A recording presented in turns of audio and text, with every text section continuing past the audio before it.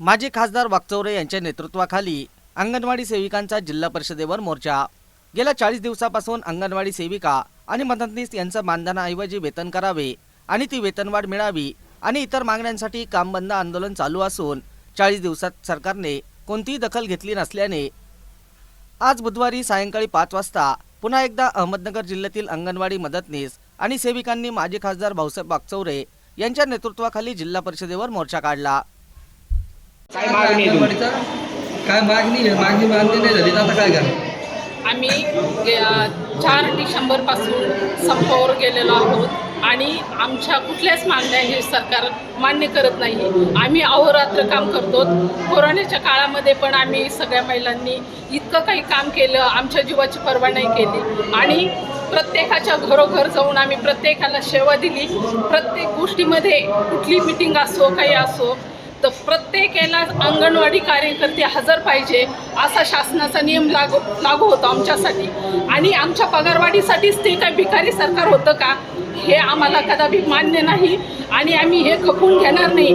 आम्ही आता सध्या रणरागिणी झालो आहोत। जोपर्यंत आमच्या मागण्या पूर्ण होत नाहीत तोपर्यंत आम्ही संप मागं घेणार नाही। ही पूर्ण शासनाने याची दखल घ्यावी। किती पण कुपोषित मुलं झाले तर ते आमच्यावर काही त्याची जबाबदारी राहणार नाही, याला सर्वस्व जबाबदार शासनच असणार हे आम्ही सगळेजणांच्या म्हणजे जनतेच्या लक्षात पण आहे। पालक लोकांना पण माहीत आहे का ज्या अंगणवाडी सेविका इतक्या कमी मानधनामध्ये म्हणजे सगळी सेवा देतात मुलांना जे म्हणजे लहान मुलं असतात ते मुलं आम्ही त्यांची शी सुपासून करतो, त्याच्या लक्षात येत नाही का हे शासन पण सरकार त्यांचं काहीच विचार करत नाही। याचं दुःख वाटत आहे आम्हाला। अरे विधवा परित्यक्ता अशा महिला तुम्ही भरल्यात आणि त्या महिलांसाठीच आम्ही मागण्या करतोय। त्याच महिला जर अशा उपाशी राहिल्या तर सरकार तुपाशी खाऊन उपयोग होणार नाही, सरकार पण उपाशी होऊन जाईल। जर आज ह्या महिलांचा विचार केला नाही सरकारने तर सरकारला आम्ही धडा शिकवल्याशिवाय राहणार नाही। 24 साल जे आलंय ते लोकसभेच्या विधानसभेच्या निवडणुकीचं आलेलं आहे। जसं आमचे हाल केले तसे ह्या सरकारचे आम्ही हाल केल्याशिवाय राहणार नाही। कारण आज जे आमचे तळतळाट आम्ही घेतो आज रडतात ते आमच्याजवळ महिला। अरे महिना झालाय आमचे पगार मिळणार नाही हे त्यांना माहिती आहे। कशा जगतील या पुढच्या महिन्यात तरी सरकार काल मुख्यमंत्री बनले की 1,500 दिले। अरे 1,500 काय देण्याची गोष्ट आहे आणि 23 मध्ये दिले, तुम्ही 24 मध्ये देऊ शकताय ना? आणि आम्ही फक्त आमची कोर्टाने दिलेली जी ऑर्डर आहे ती द्या म्हणतोय, आम्ही दुसरं काही मागत नाही। आम्ही कोर्टात लढलोय ती ऑर्डर आम्ही म्हणतोय ग्रॅच्युटी द्या। ग्रॅच्युटी हा आमचा हक्क आहे आणि तो आम्हाला मिळालाच पाहिजे।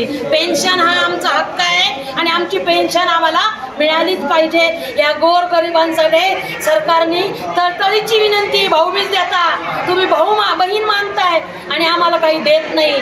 त्या आशांना असं फसवलंय, आज आम्हाला असं फसू नका, आम्ही फसणार नाहीये। त्या आशा उद्यापासून संपावर येत आहेत, त्या पण आमच्या आता पाठीशी उभ्या राहणार आहेत। गेली 1.25 महिन्यापासून महाराष्ट्रामध्ये अंगणवाडी सेविकांच्या विविध मागण्यासाठी आंदोलन चालू आहे, पण सरकारला अजूनही जाग आलेली नाही आणि म्हणून सरकारला जाग आणण्यासाठी आणि या प्रश्नांची तड लावण्यासाठी काही मागण्या केंद्र सरकारच्या अखत्यारीतील आहेत, काही मागण्या राज्य सरकारच्या अखत्यारीतील आहेत, काही मागण्या जिल्हा स्तरावरच्या आहेत आणि या सगळ्या मागण्यांचं निवेदन घेऊन आम्ही आज या जिल्ह्याचे जिल्हा परिषदेचे मुख्य कार्यकारी अधिकारी यांना आम्ही शिष्टमंडळाला भेटणार आहोत आणि ते भेटण्यासाठी जात आहोत। प्रामुख्यानं या ठिकाणी सांगितलं पाहिजे की अंगणवाडी कर्मचारी ही 12 तास काम करते, परंतु तिला मात्र जे मानधन दिलं जातं ते फक्त 10,000च्या आतमध्ये आहे। अत्यंत तुटपुंज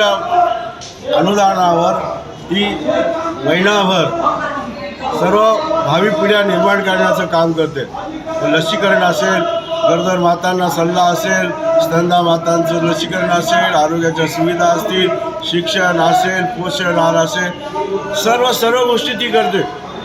परंतु महिलांना देखील ती सल्ला देते, मार्गदर्शन करते। गाव पातळीवर 1000 लोकसंख्येला ती शिक्षित करते, सुशिक्षित करते, सदृढ करते, आरोग्यानं सबल करते. एवढं सारं असून तिला 1000मध्ये 10,000च्या आत तिला पगार दिला जातो, मानधन दिला जातो. हे मोठं दुर्दैव आहे. आणि त्याची मागणी फार अशी काही नाही आहे की आज 8 तास काम करणारे कर्मचारी त्यांना मात्र 40,000, 30,000, 50,000 पगार दिला जातो. आणि हिला तो पगार त्या प्रमाणात द्यायला काहीच हरकत नसावी अशी या ठिकाणी मागणी आणून खऱ्या अर्थानं अंगणवाडी ताईला सरकारी कर्मचारी करा आणि तिला वेतन सरकारी कर्मचाऱ्यांच्या प्रमाणे द्या. ही मागणी रास्त स्वरूपाची आहे. ती सरकारने तात्काळ मान्य करावी अशी विनंती आहे.